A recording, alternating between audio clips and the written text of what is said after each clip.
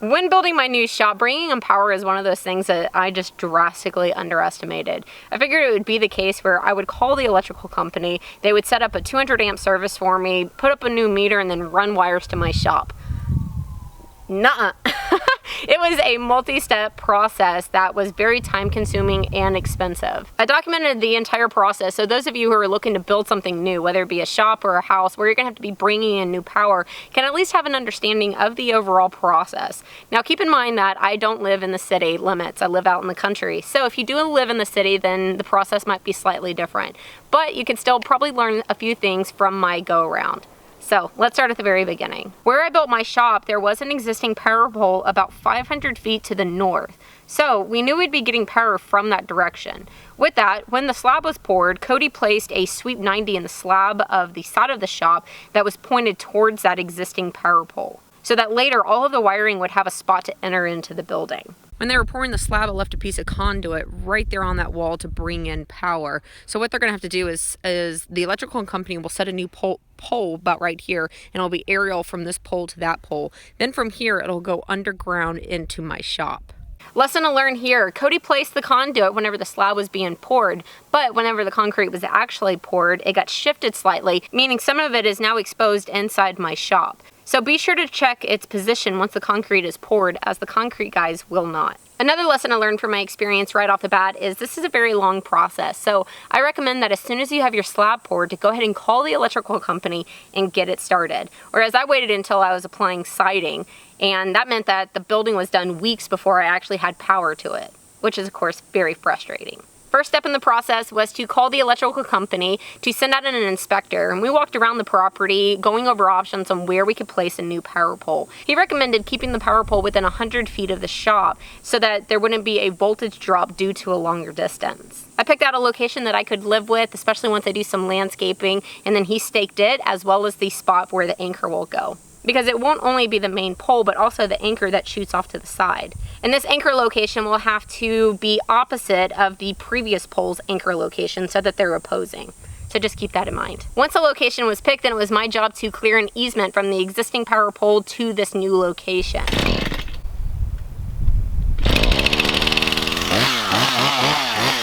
Thankfully, I only had cedars in this pathway, so I really wasn't opposed to the clearing. But this might be a factor to consider when you're picking out your new pole location. There's my pole!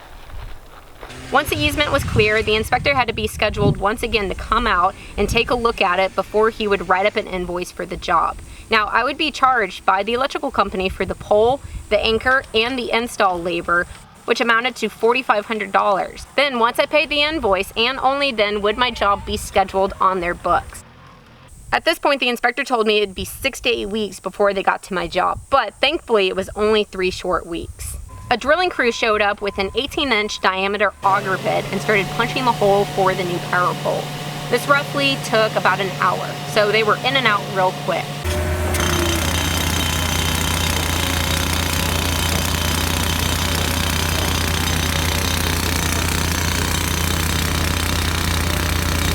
This crew was only responsible for the hole punching. They said a different crew would show up later to set the actual pole, but they were very close-lipped about the time frame to expect. Fortunately, I only had to wait another week for the pole crew to show up.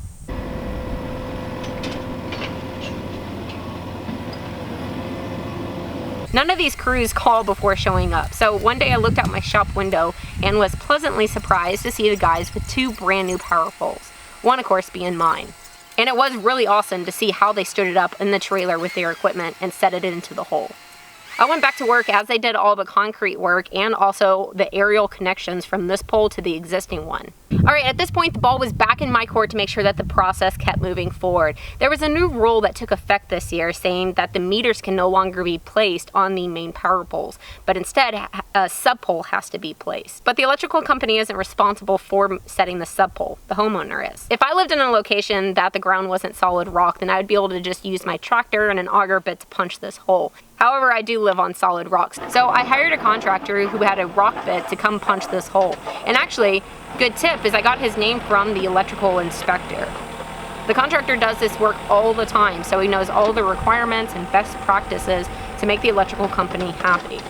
And another plus to this guy is he came out to not only punch the hole, but also brought a fully equipped sub pole so that after an afternoon's worth of work, I was ready to start trenching from the sub pole to the shop. And besides actually getting power, this was by far the best part. Again, living in an area of solid rock, I had to pay a contractor with the right equipment to trench a line from my shop to this sub pole. This guy shows up with a 6-foot diameter blade that's 10 inches wide. It was an absolute beast and incredible to watch work.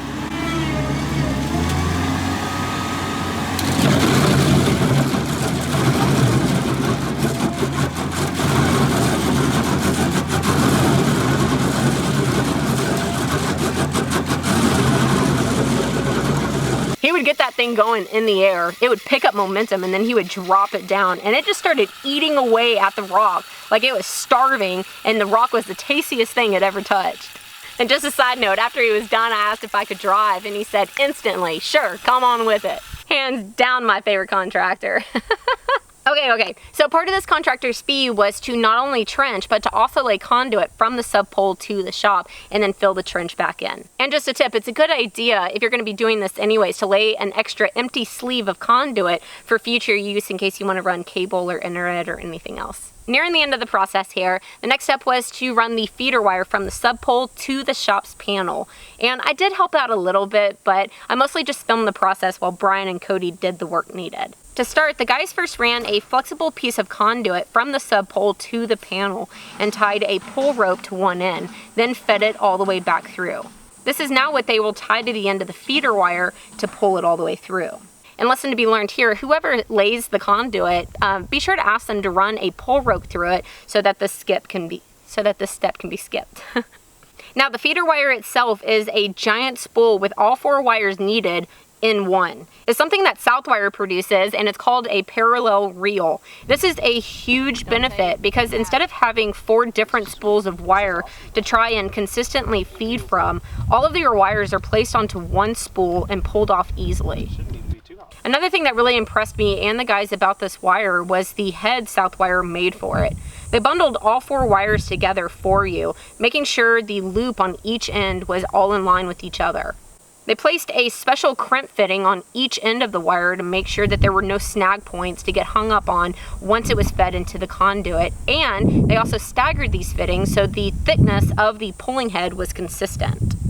I absolutely love the attention to detail, and it makes me so proud to be working with a company like Southwire, who obviously has the field techs in mind when they're producing their products. All right, so I'll go inside and do the yanking, you do the feeding, whichever way you want. It's going to be hard on both sides because there'll be a lot of pushing too, so whatever you want to do. Okay. Get your workout in today, boys! That's right, baby. All right, now that the pull tape was tied off to the head of the feeder wire, the wire pulling can begin.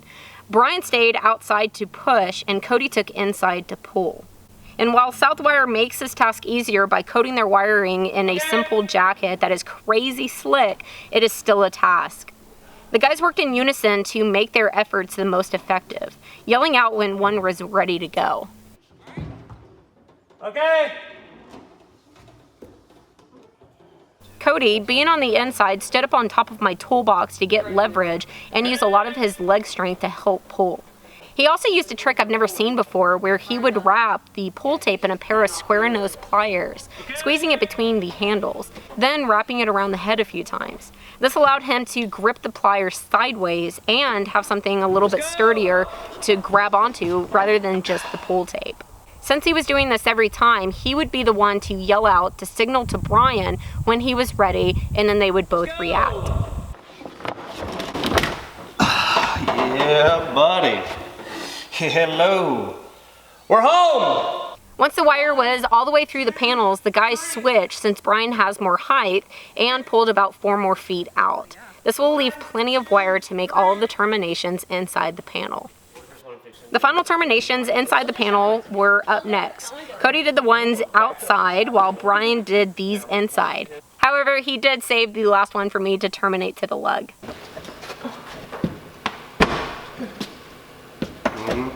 But don't go crazy. It is aluminum. Okay. Is that good? Looking pretty good. More? That looks good. You can hit it again. Okay. Is that good? Probably. At this point, the power company could be called once again to come back out and connect the sub pole to the main pole. And Lord have mercy, that was the last step to the process. Brian caught my reaction when the guys were showing up that morning, and needless to say, I was excited. Action shot. Happy! Since I didn't have power for weeks, but still wanted to use my shop space, I had been using an extension cord ran down from the pump house on the property to power all my tools needed. It was such an exciting thing to roll up all the cords and finally plug all my tools in at once to the wall. And I think that about covers the entire process. I hope that it gives you a general idea on what to expect if you're building something that you're gonna have to bring in power. If you're interested, I do have a full cost breakdown in the written article over on my website, and there is a link for you down in the description below. Although keep in mind that I bet it's a little bit more expensive than the average person's because of the rock that I live on. So if you were able to keep the work that I had to hire 2 contractors to do in-house, then you'll probably get to save a little bit of money. And I think that's gonna be it for this one. I hope that you found the video useful, and I of course am beyond excited to have full power to my shop. So stay tuned for projects and of course more updates on the shop as time passes. And I'll see you next time.